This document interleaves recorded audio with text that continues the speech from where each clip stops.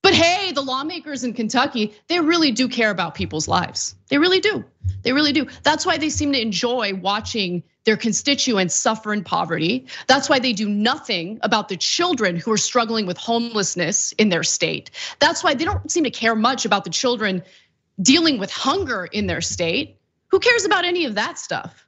Kentucky also has higher than typical rates of death from diabetes, heart disease, and cancer, according to the CDC. More than 15% of all Kentuckians have multiple chronic conditions, second only to West Virginia as the highest rates in the country, according to United Health Foundation's report from 2020. But remember, they didn't want to expand Medicaid because they wanted to make a point about how they don't like Obama. They don't like the Affordable Care Act. They love protecting embryos, allegedly, but it's not even about that. This is all about winning political points with evangelicals, giving people the illusion that they're working hard and governing. They're not addressing the most important issues in their own state. Instead, all they're focusing on is taking away your freedoms if it'll make their evangelical or right-wing voters happy. And for all those right-wing voters living in poverty in states like Kentucky, again, who are celebrating taking liberty and freedom away from women over their own bodies, by the way. I hope you enjoy living 5 years shorter than most Americans. I hope you enjoy your poverty. I hope you enjoy continuing to elect losers who keep abandoning you, neglecting you, and leaving you in the dust. Congratulations, I hope you like it. We gotta take a break, we'll be right back.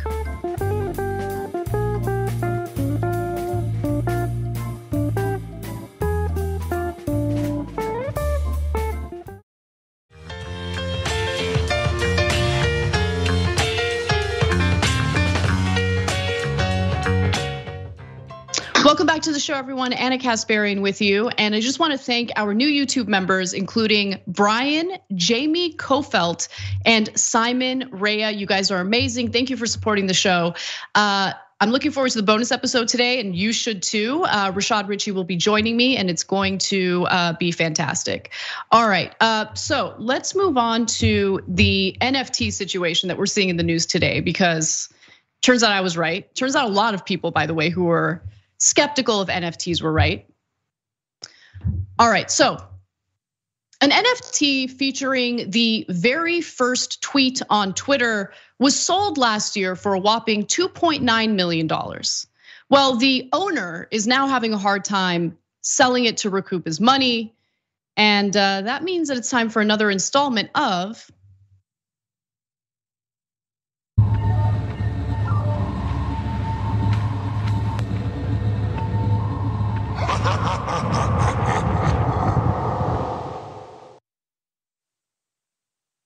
All right, so turns out that the crypto investor we're talking about here, his name is Sina Estavi, bought an NFT of Twitter co-founder Jack Dorsey. His first tweet ever for 2.9 million. That was in March of 2021. Now he put that NFT up for auction just last week, and bidding ended on Wednesday. So let's take a look at the stupidity that this individual spent $2.9 million on. So that's it. It's just the very first tweet on Twitter from Jack Dorsey, and it just says, just setting up my Twitter. Great. So Estavi put the NFT up for sale on April 9th, hoping that it would get around $50 million, and then donate at least 25 million of that sum to charity. Of the handful of bidders taking part, the highest offer was for $277. A subsequent offer has since come in for $3,600, which is certainly better than the 277, but obviously nowhere near the 50 million, and also nowhere near the 2.9 million that this guy paid for the NFT last year. Now, Estavi's auction came at a time when NFT sales tracked on OpenSea were down around 50% in 2022. So it's not just about this particular NFT, it's about this NFT scam overall, right? So all of a sudden their value is down because it didn't have any value to begin with, okay? So from almost $5 billion in January down to $2.5 billion in March, this decline has sparked moves from blue chip NFT owners to search for alternative uses for their tokens, which is a fascinating development in that it implies there was ever a use in the first place. I want to put up Jack Dorsey's tweet again. The tweet, the I guess copy of the tweet that this guy paid for, $2.9 million to pay for that. Guess what? We have the exact same thing. I copied and pasted it. I sent it to our producers for the very high price of $0. NFTs and to some extent cryptocurrency only has the value that people are willing to pay for it or invest in it, right? But like these NFTs didn't have any real utility. Like they don't really do anything for you, especially since we're talking about something that could easily be copied and pasted by anyone. And then when it comes to cryptocurrency, part of the reason why crypto bros are so unbearable is because for the value of the cryptocurrency they're promoting to remain high or to go up higher, there has to be hype.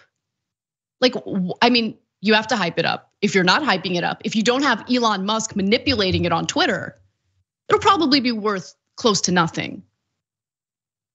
So look, I know some people are like, oh no, cryptocurrency is great. It's democratizing everything, except it's being used to money launder. It's being used by global criminal networks and stuff like that. But okay, sure, I'm sure it's democratizing everything. But for anyone who thought for a second that like messing around with this NFT scam would be a good idea, for some, it was a good idea for a short period of time if they were able to make some money off of it. But it seems like that ship has sailed. It seems like that bubble has burst. Because again, it's not just about this NFT that this dude spent $2.9 million on. You look at the overall state of NFTs and they've lost a considerable amount of value. And what I worry about is what happens to people who engaged in buying or trading NFTs, people who didn't really know what they were doing, who might have bought into the scam and are hurting a little today. And what is gonna happen when it comes to potential regulation to ensure that cryptocurrency isn't being used by criminals to do all sorts of criminal things like launder money? But don't worry, I mean, we have Joe Biden. I'm sure that he's gonna help us out with that. Look, he's got his people working around the clock, okay? He developed a commission. The commission is allegedly studying this. They're gonna figure out what to do to keep ordinary people who get scammed by this stuff safe any day now. Just like he developed a commission to study gun control. Just like he developed a commission to study whether or not the federal government can unilaterally cancel student loan debt. Spoiler alert, they can. He didn't need a commission for that, so he lied to us. He played stupid because he's not gonna cancel any student loan debt. But look, we gotta take the silver linings where we can find them. And in this case, a guy was dumb enough to spend $2.9 million on something that just has no inherent value. And he's learning that the hard way today. Anyway, we gotta take another break. When we come back, we've got more news for you, including failing Joe Biden and the pretty little lies Democrats tell themselves about what is coming up with the midterms. Come right back.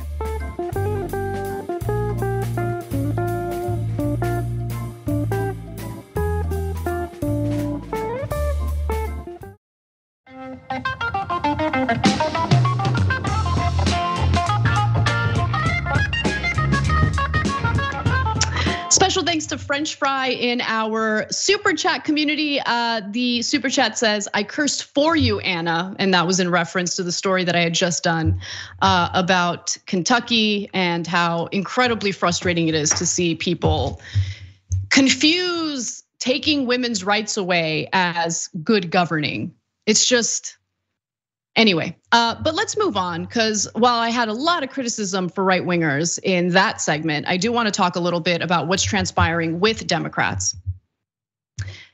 The Democrats are in complete denial about why Joe Biden is incredibly unpopular, why his approval ratings have been plummeting, and why they're likely to have their asses handed to them in the midterms.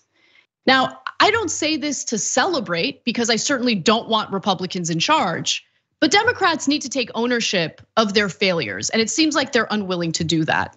Now, according to an article that was published in The Hill, Democratic proponents argue that, look, actually, our parties, we've been doing a great job. The problem is we haven't been communicating that we've been doing a great job. Okay, now before I get to their excuses, let me give you the latest poll numbers, approval ratings for the Democrats and for Biden. CNN's poll of polls, an average of the last 4 national polls of Americans, pegs Biden's approval rating at just 39%, with 55% disapproving. As of 2018, the average seat loss for the president's party in a midterm election when the president's approval rating was under 50%, oh my God, was 37 House seats, and Republicans now need only a net gain of 5 seats to win back the House majority. That is not good. And so if you're a Democratic strategist who doesn't want to come across as an idiot, you'd want to really investigate why this is the case. And a good way to do that is to maybe touch base with the voters, see where the voters are at. Like, what are their concerns? Why are they unhappy with Biden? They just chalk it up to, homeboy is just not good at messaging. Not buying it. Earlier this year, approval for President Joe Biden among people aged 18 to 30 hit depths no Democratic president had plumbed in decades. So the mid to low 30s in Gallup and other polls, an alienated youth vote is an existential threat for Democrats in 2022. They backed Biden by a 25-point margin in 2020, voting at all-time highs. So let's just address that real quick, okay? So young people overwhelmingly supported Biden over Trump. That's understandable. Now, I don't think young people were excited about Biden. I think young people were excited about the idea of getting Trump out of the White House. But we do remember that Biden had some promises. He didn't promise to fully cancel student loan debt, but he promised to at least cancel 10,000. Did he? Did he do it? No, he didn't do it. He had an ambitious social spending plan that wouldn't just benefit young people, it would benefit everyone in the country other than extremely wealthy individuals who have not been paying their fair share. Did he fight for that legislation, or did he use Manchin and Sinema as an excuse?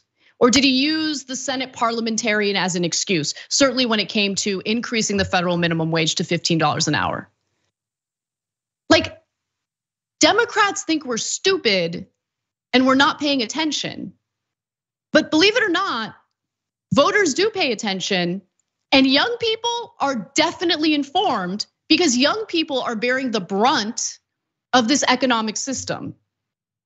And to see a Democrat claim that he is all for workers' rights, he really wants to change things, he wants things to be great. I mean, he'll tell us that he wants to change things. He'll tell his donors that nothing will fundamentally change. But these policy failures add up. They add up.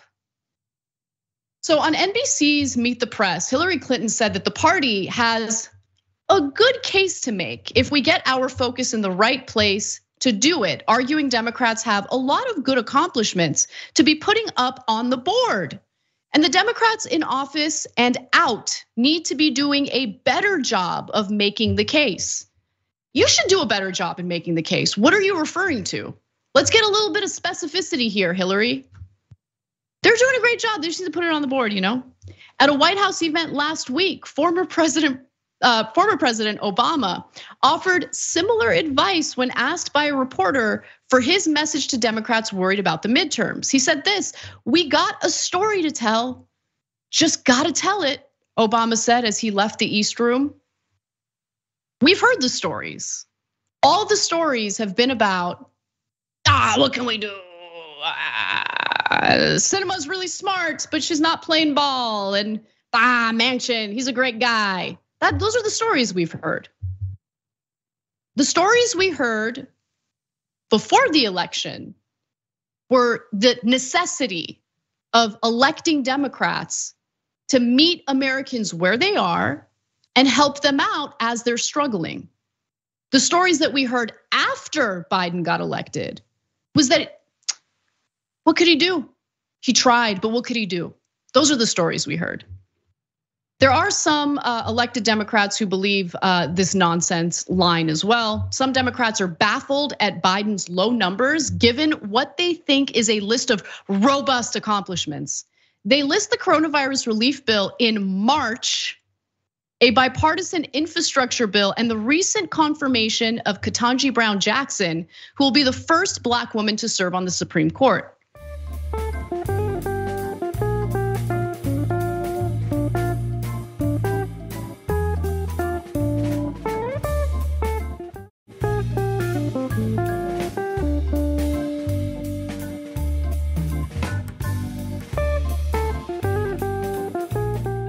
Okay, so the coronavirus bill passed in the beginning of Biden's term. And I think people are gonna remember other elements of that whole debate that don't look good for Biden. Like how he said he was gonna provide $2,000 checks and then he didn't in the coronavirus relief bill.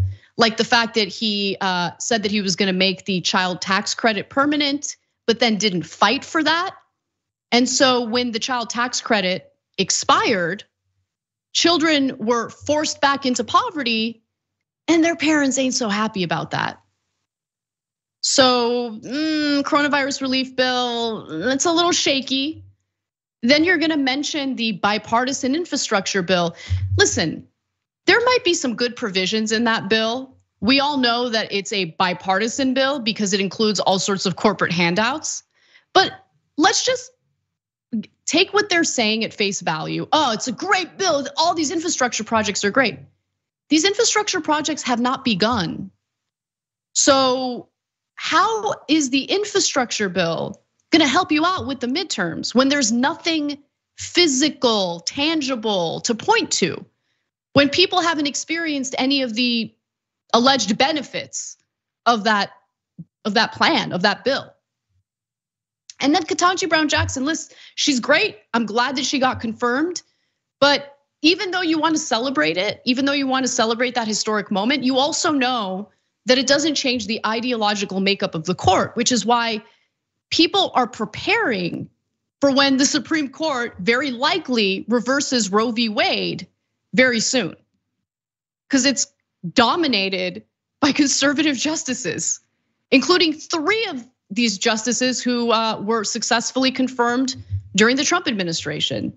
It's just really hard to point to these things as a major success because they're not really thinking it through. Yes, some of them are mixed, but their accomplishments, great. But how does it translate to having an impact on the everyday lives of Americans?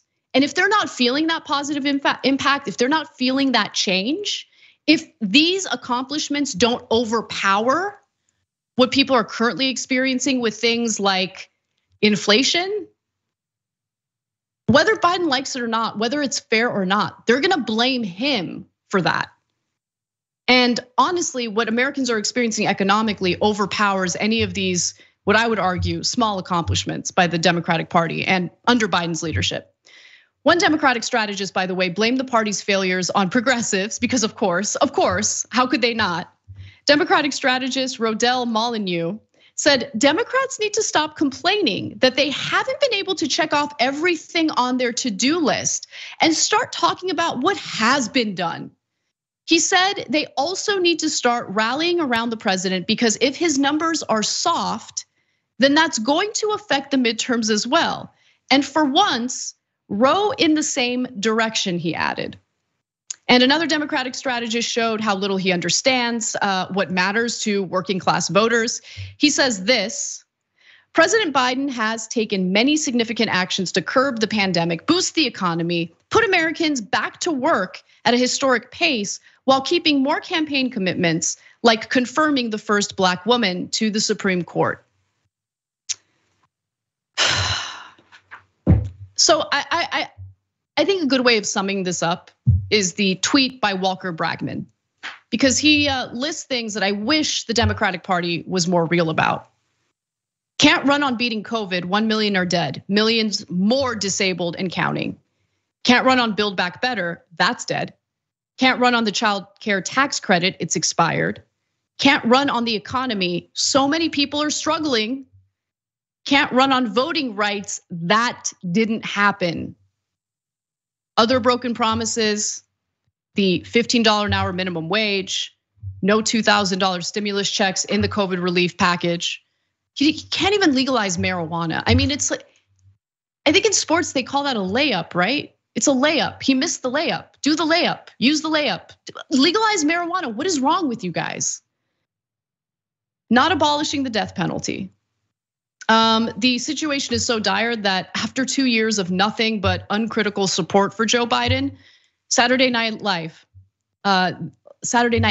they were finally pushed to their limit and they decided to clown on him. So they jabbed at the president's accomplishment of confirming Ketanji Brown Jackson over the weekend in its cold open.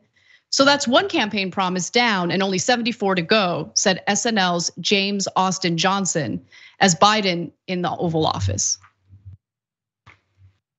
It's not just the Democratic Party. I feel like there's this culture overall of people like not wanting to take ownership of their flaws, not wanting to take ownership of what they can improve on.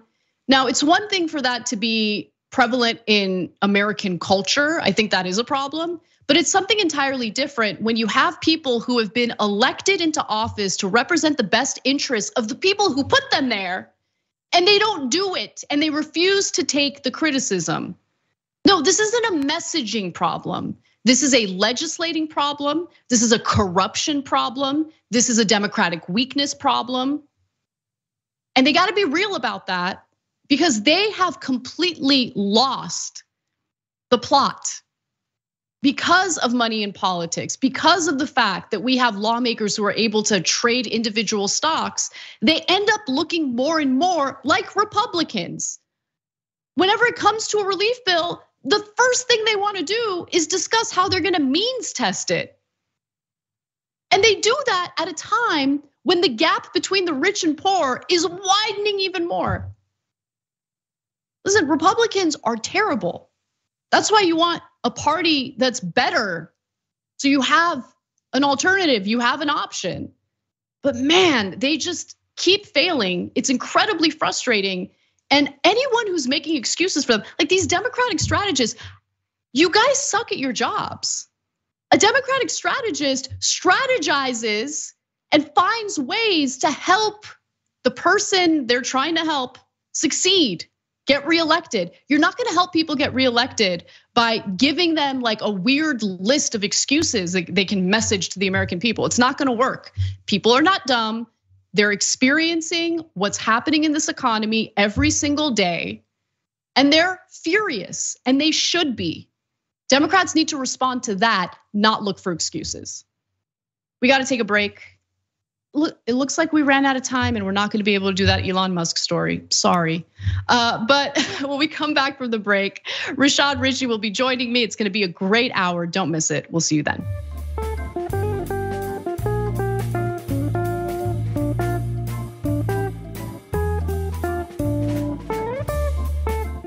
Thanks for listening to the full episode of The Young Turks. Support our work, listen ad-free, access members-only bonus content, and more by subscribing to Apple Podcasts at apple.co/TYT. I'm your host, Cenk Uygur, and I'll see you soon.